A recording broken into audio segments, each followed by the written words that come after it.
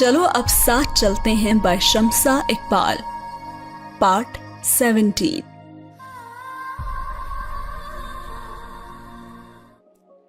जैसे कि आपने पिछले एपिसोड में देखा कि हादी भी जान चुका है माही की फीलिंग्स हादी के लिए, और अब उसके लिए फैसला करना और भी ज्यादा आसान हो चुका है और अब वो उसके सामने बैठा हुआ है।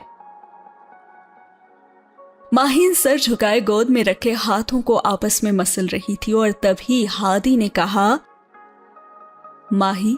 माही ने हादी की आवाज पर सर उठाकर पहले तो उसे देखा और फिर सर को झुका लिया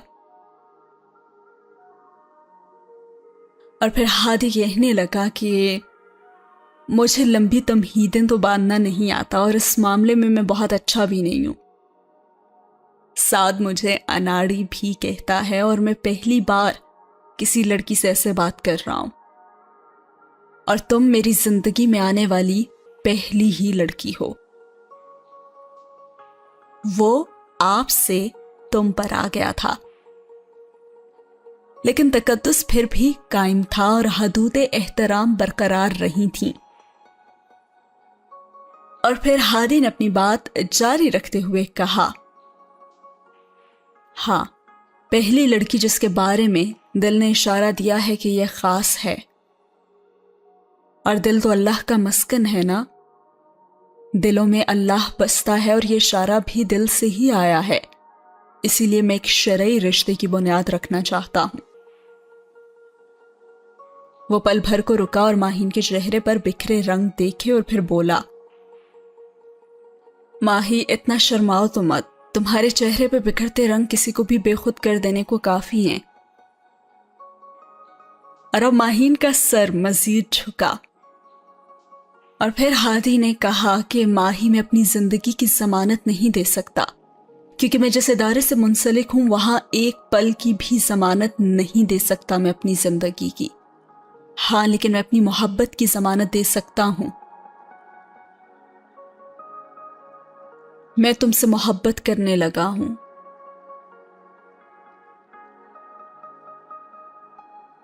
और इस हार का यह तोहफा मैं किसी और खास मौके पर देना चाह रहा था, लेकिन हालात की वजह से मुमकिन नहीं हो सका।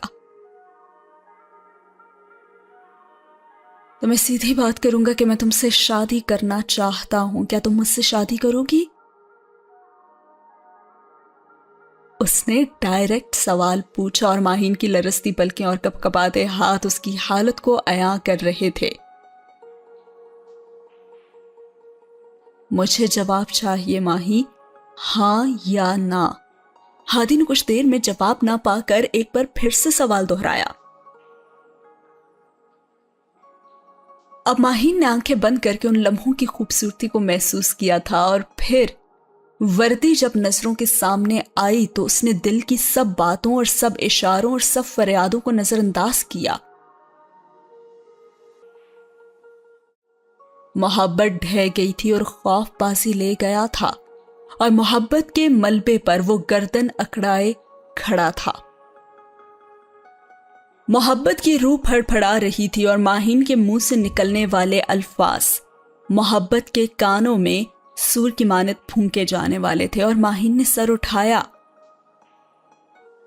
एक पल को तो उसने हादी की आंखों में देखा जहां पाकीज़ा मोहब्बत की रोशनी नूर की मानत चमक रही थी,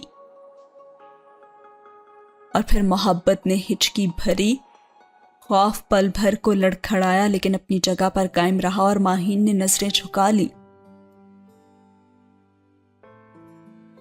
आंखों और उम्मीद भरी नजरों के सहर से भी वो बच गई थी और मोहब्बत की आखिरी उम्मीद भी दम तोड़ गई थी।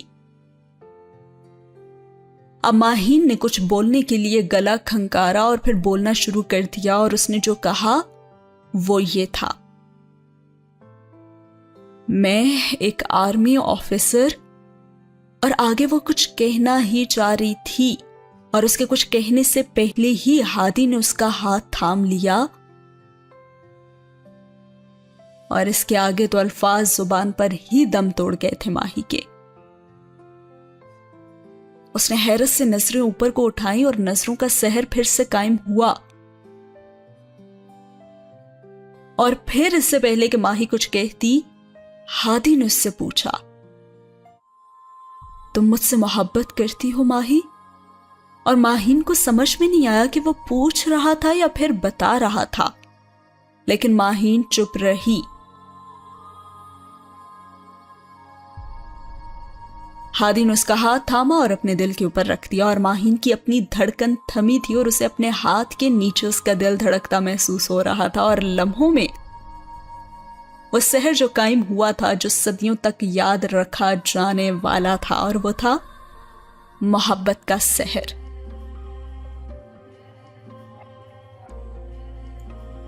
और उसने एक बार फिर से पूछा कि मुझसे मोहब्बत करती हो माही? यानी कि हादी माही के लिए जितना मुमकिन हो सकता था इनकार को मुश्किल बना रहा था।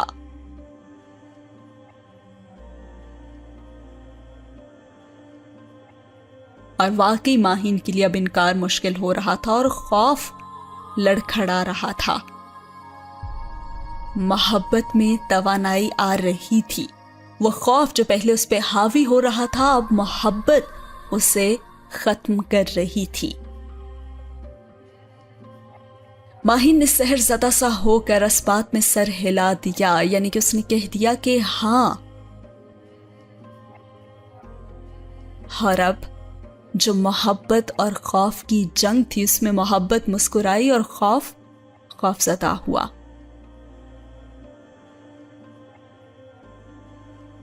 अब मोहब्बत लड़खड़ाती हुई उठ रही थी। उसके चेहरे पर उम्मीद थी, खुशी थी। और हादी उठकर बेड पर उसके पास बैठा और हाथ अभी भी उसके दिल पर ही मौजूद था और उसकी धड़कन महसूस कर सकती थी। और अब जो अगला सवाल हादी ने माही से पूछा वो ये था, जो कि उसने दोहराया था कि मुझसे शादी करोगी माही? और जो खौफ अभी लड़खड़ा ही रहा था वो वापस मजबूत होना शुरू हो गया और माही ने नफी में सर हिलाना चाहा, लेकिन खौफ लड़खड़ाते लड़खड़ाते आखिरकार ढह गया था। उस शख्स की मौजूदगी उसे हर खौफ भुला रही थी। और हादी ने अपना सवाल दोहराया, मुझसे शादी करोगी माही? अब माहीन उसकी धड़कन को सुन रही थी और महसूस कर रही थी। वो अपने दिल की फरियाद को तो नजरअंदाज कर सकती थी, अपनी धड़कन को भी नजरअंदाज कर सकती थी, लेकिन उस दिल का क्या करती जो उसके हाथ के नीचे मौजूद था? उन धड़कनों का क्या करती जो उसके कानों तक में सुनाई दे रही थी और दिल की बस्ती में इंकलाब बर्पा कर चुकी थी और खौफ का तख्त उलटकर मोहब्बत को तख्त नशीन कर चुकी थी। अब माहीन ने आंखें बंद कर ली और पुरसकून होकर उसने इस बात में सर हिला दिया, यानी कि उसने हाँ कर दी और कहा जी।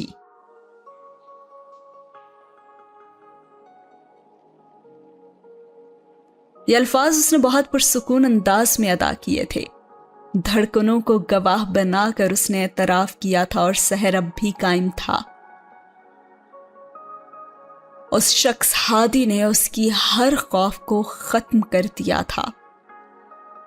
उसके अल्फाज और उसकी पाकीज़ा मोहब्बत एक ढाल की तरह उसके इर्द गिर्द अब मौजूद थी, जिसके सहर से अब वो बाहर नहीं निकल सकती थी। और जनाब यहां पे एंट्री मारी साद साहब ने। भला ऐसा कोई सीन चल रहा हो और साद का दिल कंट्रोल में हो सकता है क्या?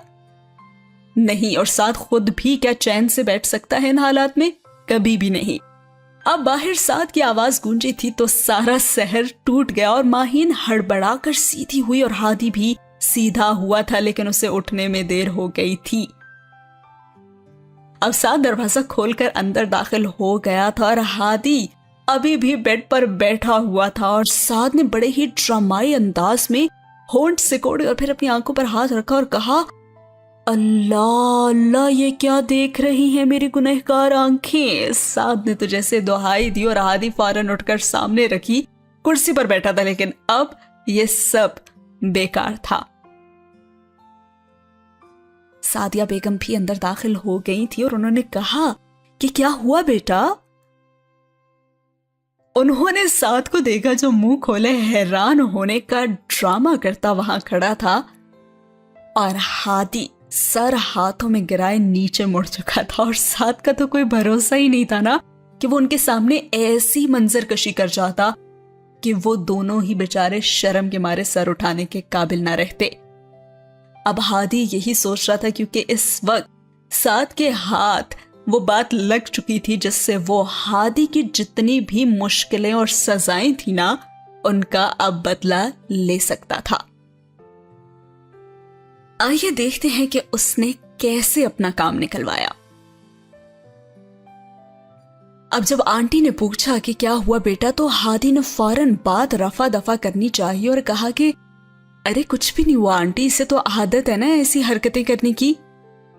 اور پھر سعد نے مسکراتے ہوئے دیکھا اور کہا کہ ایسے کیسے کچھ نہیں ہے آنٹی، ہے نا حیرت کی بات۔ اب ساری بازی سعد کے ہاتھ میں تھی۔ آنٹی آپ کو پتہ ہے کہ بھائی نا اپنی فیورٹ بلو شرٹ آج مجھے گفٹ دے رہے ہیں۔ ہادی کی وہ شرٹ سعد کو بہت پسند تھی، لیکن ہادی اسے ہاتھ بھی نہیں لگانے دیتا تھا، اور سعد نے موقع دیکھتے ہی ہادی کے سامنے اپنی ڈیمانڈ رکھی اور آنکھوں ہی آنکھوں میں سے وارن کیا کہ جیسے اس نے اگر یہ مطالبہ نہ مانا تو انجام بھگتنا ہوگا۔ اور ہادی نے بھی مجبوراً اس بات میں سر ہلا دیا، حالانکہ دل تو یہ چاہ رہا تھا کہ سعد کی گردن دبوچ لے، لیکن اس وقت حالات جو تھے وہ ذرا نازک تھے اور بازی سعد کے ہاتھ میں تھی۔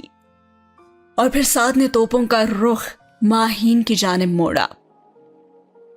ارے ماہی آپ ہاسپٹل جا کر اتنی بیماری کی حالت میں بھی میک اپ کرنا نہیں بھولی، دیکھیں ذرا کتنا زیادہ بلشم استعمال کیا ہے نا آپ نے۔ اس نے ماہین کے چہرے پر بکھرے رنگوں کا نشانہ بنایا اور اس کا چہرہ مزید سرخ ہو گیا۔ اوہو، یہ تو لگ رہا ہے کہ نیچرل ہی بلش آن ہے۔ نیچر گفٹڈ ہے یا پھر میجر ہادی گفٹڈ؟ ہاں؟ اور جیسے ہادی نے اسے ماہی کو چھیڑتے ہوئے دیکھا تو ہادی نے فوراً کہا سعد۔ ہادی نے اسے تنبیہ کی، آنٹی آپ کو پتہ ہے کہ ٹھیک ہونے کے بعد ماہی آپی نا مجھے ٹریٹ دیں گی، اپنے ٹھیک ہونے کی خوشی میں، ظاہری سی بات ہے۔ اب وہ ماہین کو بھی وارن کرتے ہوئے اپنا مطالبہ منوا رہا تھا اور ماہین نے بھی ہار مانتے ہوئے حامی بھر لی، یعنی کہ سعد صاحب تو دونوں طرف سے ٹریٹ لے گئے، بھائی سے اپنی فیورٹ بلو شرٹ لے لی اور ماہی آپی سے ٹریٹ۔ اس کے بعد ہادی موبائل لے کر باہر کی جانب بڑھ گیا اور سعدیہ بیگم بھی اس کے ساتھ تھیں، اور ساتھ ہی ہوا یہ سین بھی ختم۔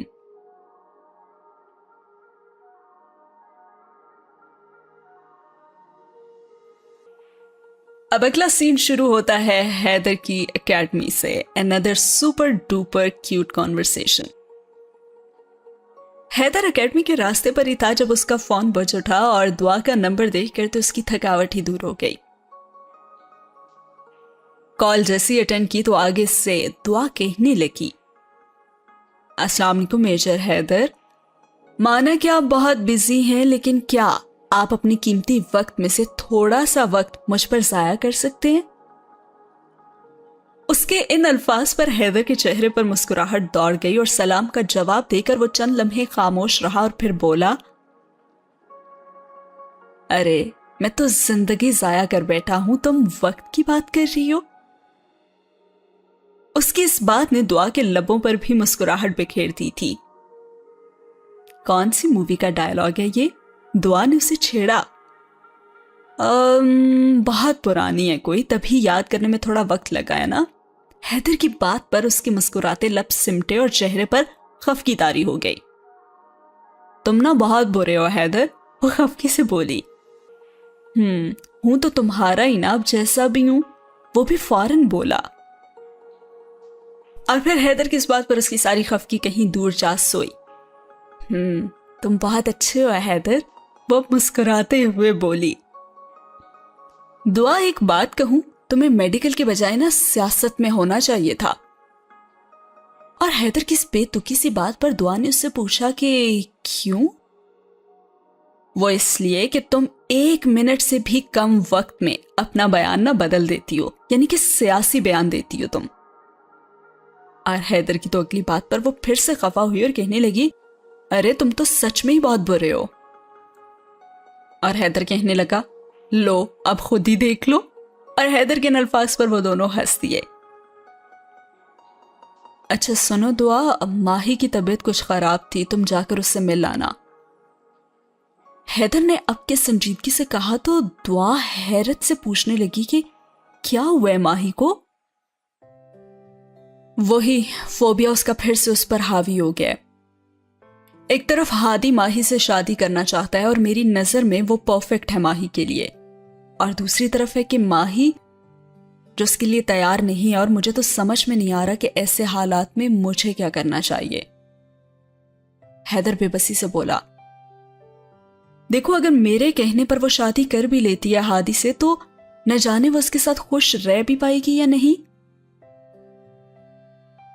حیدر کنفیوز تھا، ایک طرف بہن تھی اور دوسری طرف جان سے پیارا دوست، اور پھر دعا نے جو بات اسے بتائی اس پر تو وہ چونک کر ہی رہ گیا۔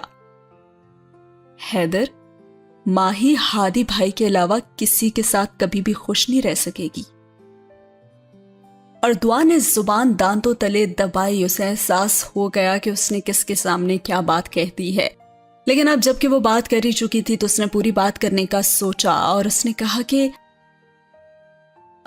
مجھے لگتا ہے کہ ماہی بھی نا ہادی بھائی کو پسند کرتی ہے، اور حیدر اس میں کچھ غلط بھی تو نہیں ہے نا، ہادی بھائی بھی تو اس سے شادی کرنا چاہتے ہیں اور تم منا سکتے ہو اسے۔ دعا نے اسے سمجھایا، ہاں ڈاکٹر کا بھی یہی مشورہ ہے کہ یہ چینج اس کی لائف کو بدل کر اس کی اس فوبیا کو دور کر سکتی ہے۔ حیدر پرسوچ انداز میں کہہ رہا تھا، ہاں میں اس سے بات کروں گی، وہ مان جائے گی، اور وہ محبت کے معاملے میں کورے کاغذ کی طرح ہے۔ حیدر پہلی تحریر اس پر ہادی کی محبت کی درج ہوئی ہے اور وہ مان جائے گی۔ دعا نے نرمی سے کہا، تم چاہتی ہو کہ تمہارے آنے سے پہلے پہلے وہ گھر سے چلی جائے، ہے نا؟ اب کہ حیدر شرارت سے بولا اور وہ کہنے لگی، نہیں حیدر ایسا کچھ بھی نہیں ہے، وہ تو میری فرینڈ ہے اور میں اس کے ہوتے ہوئے بھی آ سکتی ہوں۔ دعا نے چڑھ کر کہا، یعنی تم اس کے جانے سے پہلے آنا چاہتی ہو، یعنی کہ تمہیں شادی کی بہت جلدی ہے دعا؟ وہ اب کے اسے چھیڑ رہا تھا۔ دیکھو ایسا کچھ بھی نہیں ہے، اس کی مدھم سی آواز ابھری، اور پھر حیدر بولا کہ اچھا نہ تو ایسا کچھ ہے اور نہ ہی ویسا کچھ، ویسے تو بہت باتیں کرتی ہو لیکن میں ذرا سا اگر کچھ کہہ دوں تو لال ٹماٹر ہو جاتی ہو شرما شرما کر۔ سوچو تمہارا شادی کے بعد کیا حال ہونا ہے جب تم میرے سامنے ہوگی۔ حیدر اب اسے تنگ کر رہا تھا اور اس نے فوراً کہا، خدا حافظ۔ دعا نے خفگی سے کہتے ہوئے کال بند کر دی اور حیدر اس کی اس حرکت پر مسکرا کر رہ گیا۔ اور اسی کے ساتھ یہ سین ہوا ختم۔ آگے آتا ہے ایک رینڈم سین جس میں ایک بار پھر سے آ رہی ہے ایک اندھیری رات۔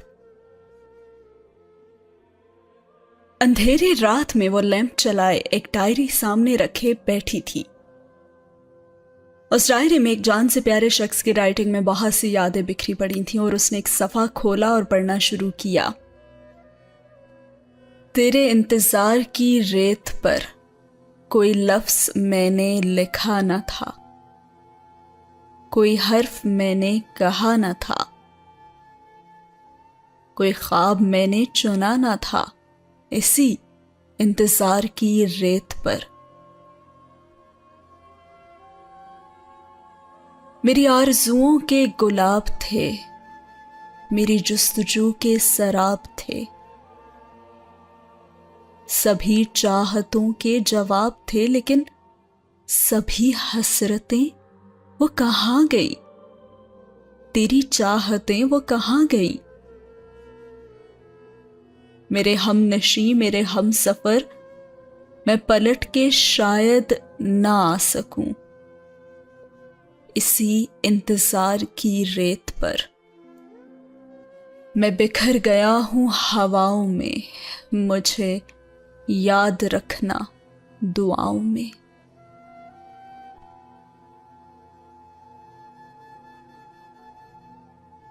اب وہ ہمت ہار کر ایک بار پھر پھوٹ پھوٹ کر رو دی تھی، اور چاند آج بھی اس کے ساتھ اداس تھا۔ اور یہاں یہ رینڈم سین ہوا ختم۔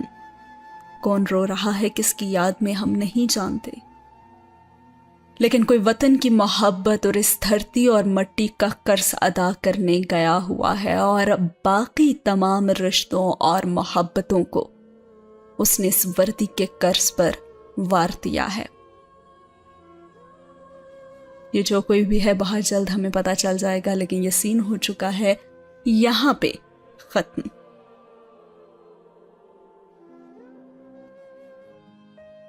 اب بڑھتے ہیں اگلے سین کی طرف، اور جیسا کہ آپ جانتے ہیں کہ پچھلے سین میں سعد نے کافی کچھ اپنی جو باتیں تھی وہ منوائی تھیں، اور ہادی باہر چلا گیا تھا اور اس کے ساتھ ہی سعدیہ بیگم بھی باہر چلی گئی تھیں۔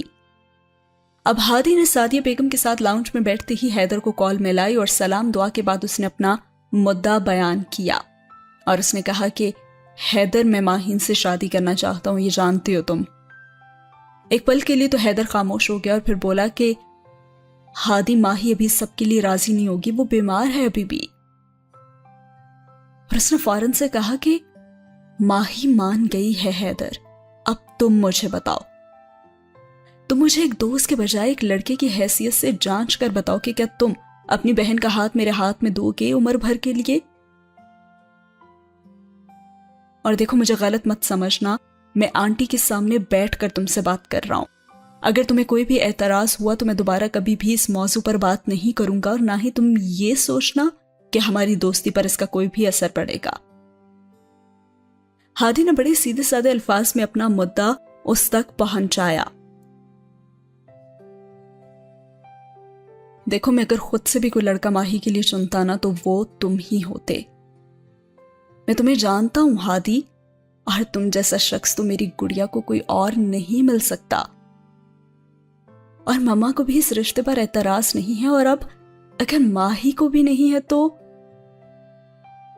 اور پھر حیدر ایک پل کو رکا اور ہادی نے سامنے دروازے سے جھانکتے سعد اور ماہی کو دیکھ لیا تھا۔ اور پھر ہادی نے کیا کیا کہ موبائل کا لاؤڈ سپیکر آن کر دیا جہاں پہ حیدر کچھ کہہ رہا تھا۔ میں ماہی کا بھائی، اس کا وارث ہونے کے ناطے اس کی شادی تم سے کرنے کی رضامندی دیتا ہوں۔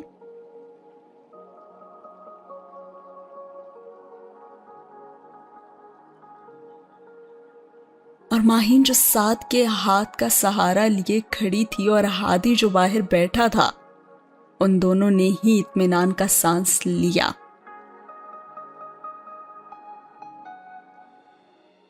یہ ہوئی نا بات، تو بس پھر میں جلد از جلد شادی کرنا چاہتا ہوں۔ اور ہادی کے اگلے جملے نے جہاں سب کو مسکرانے پہ مجبور کیا تھا، وہیں ماہین کے چہرے پر رنگ بکھیر دیے تھے۔ او ارے بھائی اتنی بھی کیا جلدی ہے، ابھی تو وہ بیمار ہے، اسے ٹھیک تو ہو جانے دو، اور پھر میں بھی تو ٹریننگ پر ہوں، میں بھی ابھی آ نہیں سکتا، اور بھائی میں خود بھی تو کنوارا ہوں، میرا بھی تو کچھ سوچ، میری شادی کی بات بھی ڈالنا میری ماما کے کان میں۔ اور حیدر کی اس بات پر تو سبھی ہنس دیے تھے۔ آہا بڑی جلدی ہو رہی ہے تمہیں شادی کی۔ سعدیہ بیگم کی آواز پر حیدر کی ہنسی کو بریک لگی۔ ارے پیاری ماما، آپ کی ہونے والی بہو کو بہت جلدی ہے، اس کے بس میں ہو تو آج ہی شادی کر لے وہ، بس آپ تیار رہیں، اب میری واپسی پر میری اور ماہی کی شادی ہونی ہے، اب کوئی اعتراض؟ وہ اب کے ہنستے ہوئے پوچھ رہا تھا۔ مجھے تو کوئی اعتراض نہیں ہے، بس تم دونوں کا گھر بس جائے یہی میرے لیے بہت خوشی کی بات ہے، اور میں تو خود بھی چاہ رہی تھی کہ جلد از جلد تم دونوں کے فرض سے فارغ ہو جاؤں۔ اللہ تم دونوں کو خوش و آباد رکھے، بس آمین۔ سعدیہ بیگم نے ممتا سے چور لہجے میں کہا۔ ہاں تو بس آپ انکل آنٹی سے بات کر کے ڈیٹ فکس کریں اور میرے آنے پر شادی کر دی جائے۔ حیدر نے تجویز پیش کی جس پر سبھی متفق تھے اور سعد ابھی بھی دانت نگالے کھڑا تھا، اور ہادی جو ان دونوں کو دروازے کے پاس چپکے باتیں سنتے ہوئے دیکھ چکا تھا کہنے لگا تم کیوں خوش ہو رہے ہو، تمہاری شادی تو نہیں ہو رہی؟ ہادی نے اسے آواز دے کر کہا، اور وہ بھی بڑا کانفیڈنٹلی بولا کہ ارے بھائی اسی بات کی تو خوشی ہے کہ میری نہیں ہو رہی، آپ دونوں کی لائف میں لڑکیوں کے لیے نو انٹری کا بورڈ لگا ہوگا تبھی میں انٹری کا بورڈ لگاؤں گا، تب سبھی لڑکیاں صرف سعد کے نام کی مالا چبائیں گی اور پھر آپ دونوں اپنے بچے کو سنبھالنا اور میں ان سب کو۔ اور سعد کی اس بات پر سب نے کہا لگایا،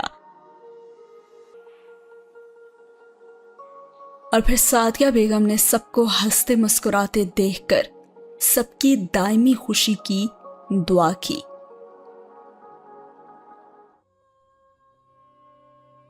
لیکن وہ دعا جو سعدیہ بیگم نے ابھی کی تھی وہ پر کھولے خوشی خوشی آسمان کی جانب تو گئی تھی،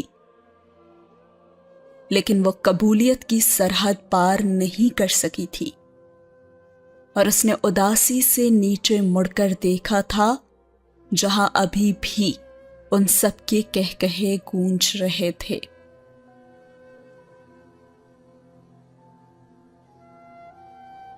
اس سے لگ رہا ہے کہ اس ناول میں جلد ہی کچھ ایسا ہونے والا ہے جو سب کو رلا دینے والا ہے، کسی کی ڈیتھ، کچھ ایسا ہونے والا ہے۔